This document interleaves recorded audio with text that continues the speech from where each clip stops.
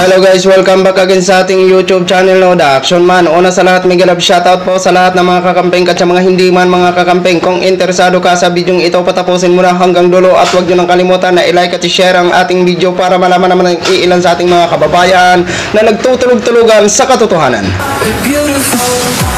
So muli naman nagbabalik ang nag-iisa nyong host na si The Action Man para magbigay ng komentaryo at reaction sa mga mainit ng issue ng bayan. So ito ho mga ka-action, mga kakampeng, no, sa kabila nga po na mainit na kontrobersyal at pinag-uusapan sa social media at trending na trending pa rin ang regarding nga po sa national identity ng isang mayor ng Banban na si Mayor Alice Go. Ito po mga ka-action, may lumitaw. Ano ba yun na action man ang lumitaw? May nagpanggap. Ang gulo mo kausap action man ha, may lumitaw tapos may nagpanggap. Eto ho mga ka-action, may nagpanggap na kapatid ni Alice Go, ni Mayora Alice Go. Ito po ba ay totoo o panggulo? Ito ba ay content purposes only na hindi niya alam na pwede siyang ipatawag sa Senado? Dahil ang kontrobersyal na ito ay hindi ho ito biro. Isa pong opisyal ng gobyerno ang iniimbestigahan ang national identity niya. At sino nga ba ang magiging susi nang malaman na ang katotohanan? Eto ha, mga ka-action, mga kakampeng. Anuhin po natin kung siya ba ay Pilipino o siya ba ay Chinese. Ito po. Ayan, magsasalita, nagpapanggap po siya at nagpakilala na siya ay kapatid ni Mayora Alice Go. Mukhang may kahawig naman ho mga ka-action ang kanyang hitsura. Pero alamin ho natin ha, atin ho i-analyze ng maayos kung siya ba ay Pilipina o Chinese, okay? O, ito na. Simulan mo na, Madam, ang iyong salaysay. Ako nga pala ang kapatid ni Alice Go na mayor ng Bamban. O si Ai Li Zuo de Jie. Malamang kilala niya siya at sa tingin ko ay mas maigi kung magbibigay ako ng linaw kung sino ba talaga siya. At syempre po, kilalang kilala namin, lalong-lalong trending ho siya. Hindi ho namin sana nakilala yan kung hindi siya na picture sa Senado. Pero ngayon, kilalang kilala na po siya ngayon. Pinag-uusapan at grabe na kontrobersyal ng kanyang national identity. Siguraduhin nyo lang po, ma'am, na ang iyong testimony ay kaya mo yan tayuan sa Senado kapag ikaw ay ipatawag. Diba? Magbibigay daw ho siya ng linaw, mga ka-action, mga kakamping. Okay, sige po. Pakinggan ho namin. At ito ang storya niya. Oo, tama kayo. Hindi talaga siya Filipino. Lumaki kami sa isang maliit na kubo sa Guizhou, China. Ang Guizhou ay isa sa mga pinakamahirap na lugar sa China. Kadalasan, ang triad ang nagpapatakbo ng bayan namin. Kung di mo alam kung ano ang triad, isa itong organized syndicate sa China. Kung merong yakuza ang Japan, kami naman ay may triad. Pero madiskarte ang tatay namin. Doon siya nakakuha ng trabaho at napalago niya ang negosyo niya, lalo na sa mga pogo. Kaya yumaman din kami, kaso sa maling paraan. Noong 2018, lumapit ang Chinese government sa triad at meron silang pinag-usapan. Sa gitna ito ng tensyon sa West Philippine Sea. Sabi ng gobyerno, what if magtanim tayo ng sleeper cell agent o espiya sa Pilipinas? Pero hindi dapat malaman na ang Chinese government ang ayon daw sa kanya, lumapit daw ang Chinese government sa triad. Dahil sa usapin nga ng West Philippine Sea, mukha yatang pinagdidesisyonan kasi sabi niya, isa daw na syndicate ang triad. What if daw kung magtanim tayo ng espiya? Okay, sige, tuloy ma'am, tuloy. Nang sa ganun, paano mo kami makumbinsi? Nagpadala nito in case mahuli. Dito na papasok ang triad. Aakuin nila ang sala just in case worst comes to worst at magkabukingan. Kapalit daw nito ay magpapagawa ng isang malaking pogo hub sa bayan na hahawakan ng sleeper agent o spy. Bahala na ang triad kung ano ang gusto nilang gawin sa pogo hub. Isa pang kondisyon ay dapat sila din ang mag-finance ng operasyon. Ang training ng spy ay sagot ng gobyerno ng China dahil wala rin namang kakayahan mag-train ang mga triad members. MSS ang mamamahala dito. Ang MSS ay ang Chinese counterpart ng CIA sa US. Ewan ko naman sa tatay namin at kami ang volunteer. At dito nagsimula ang training namin ni Ate Alice. Sinama ako sa training as a backup just in case may mangyari kay ate. 2 years din kaming nag-training. Ang hirap maging espiya. Pero ang pinaka-challenge namin ay ang mag-aaral ng Tagalog. Pansin niyo din sa hearing, may punto si Ate Alice at basic Tagalog words lang ang gamit. Kasi nga Mandarin talaga ang native language namin. Hindi rin okay ang backstory namin ni Ate Alice. Wala masyadong eksplanasyon sa mga nawawalang taon namin bago dumating ng Pilipinas. Sabi nila, wag na... Tingnan yung accents niya mga ka-action. Tuloy-tuloy ang Tagalog eh. Diro-diretsong Tagalog eh. Di ba? Kasi kung Chinese ito at nag-aral lang ng Filipino language, hindi ho ito ganito magsalita. Yung accent siya, parang may pagka-Pilipino ho, mga ka-action. Tuloy-tuloy, diro-diretso ho. Ang kanyang straight na straight ang kanyang Tagalog. Di ba? Si Mayor Alice Go, medyo may medyo may pagka ang kanyang pagtatagalog kasi nakikita mo sa buka ng kanyang bibig at minsan nga nag-viral nga ho yung kanyang pag-ano-ano ng kanyang dila ho, mga ka-action, 'di ba? Pero ito ho, no, napakaganda gumawa ng kanyang story, ng kanyang salaysay, no? Pero kung totoo man ito po ang inano namin. Sige, ituloy muna natin. Huwag na daw pansinin masyado. Madali namang mauto ang mga Pilipino. Pera lang ang katapat. 2020 pinadala si Ate Alice sa Bamban. At dito na nila plinan. Excuse me ma'am ha, hindi lahat ng Pilipino mauuto nyo ha. Wag nyo pong lahatin na madaling mauto ang mga Pilipino. Dapat ang term doon, ang iilan lang. Huwag ho kayo mandamay kasi hindi ho kami basta-basta naniniwala. Lalong hindi ho kami mga uto-uto.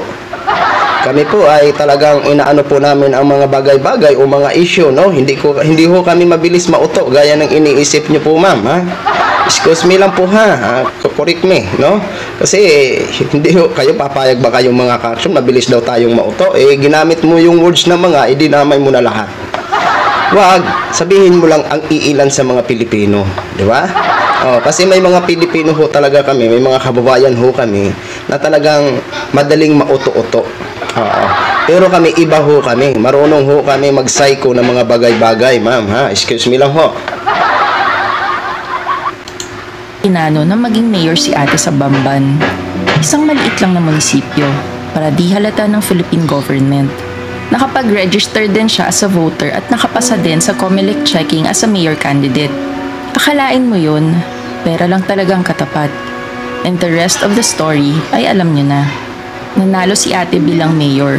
Nakapagpagawa siya ng malaking pogo site at pati ang mga pogo workers ay ginawan din nila ng peking passport at birth certificate. Marami ring natutunan si Ate Alice sa Philippine government, lalo na sa emergency response nila in case may aatake. Lalo na din ang mga plano sa West Philippine Sea. Yun nga lang, na-raid ang pogo site na ito at na-trace kay ate. Magaling din si Ate Alice at nalulusutan niya ang mga tanong. Ang nakakatawa dito, kung sa ibang bansa ito, bitay ang katapat ng espionage.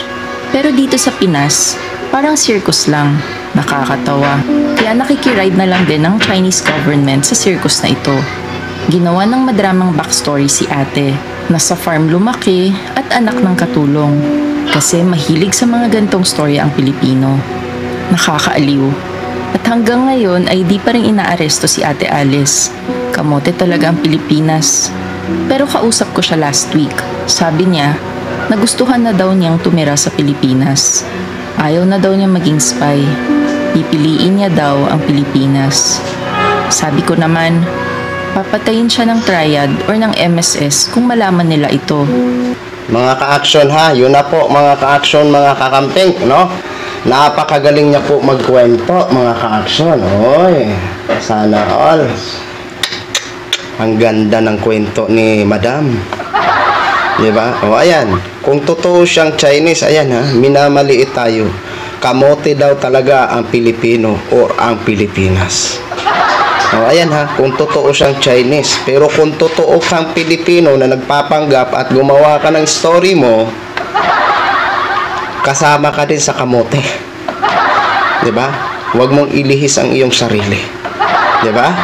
Alam nyo po, ma'am, para mapatunayan na yung story mo na napakaganda, na angkop sa investigation ngayon regarding sa Pogo, regarding sa West Philippine Sea, what if kung pumunta ka ng Pilipinas kung nasa Chinese ka ngayon, kung nasa China ka ngayon, bakit hindi ka mag-volunteer na pumunta dito sa Pilipinas at umattend sa third hearing ng inyong kapatid na kiniklaim mo na kapatid mo si Mayor Alice Go?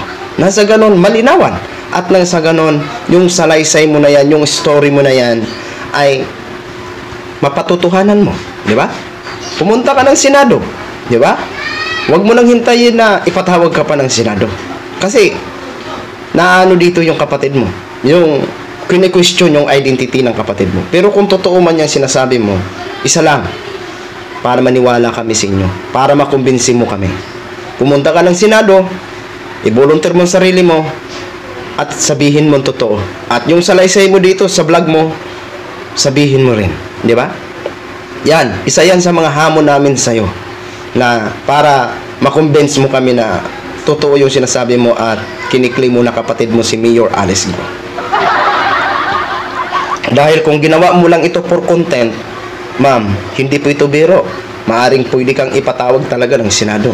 At sa naging salaysay mo na yan, dahil mainit ang issue ngayon sa kay Mayor Alice Go, maaari kang ipatawag, ipahanap, at iharap sa Senado. Diba?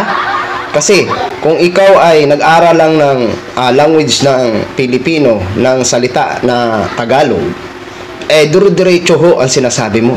Diba? Walang kasablay-sablay kung ikaw magsalita ng Tagalog. Duro-diretso. Diba? Nahalata nyo mga ka-action ang accents niya. Pilipino. Diba?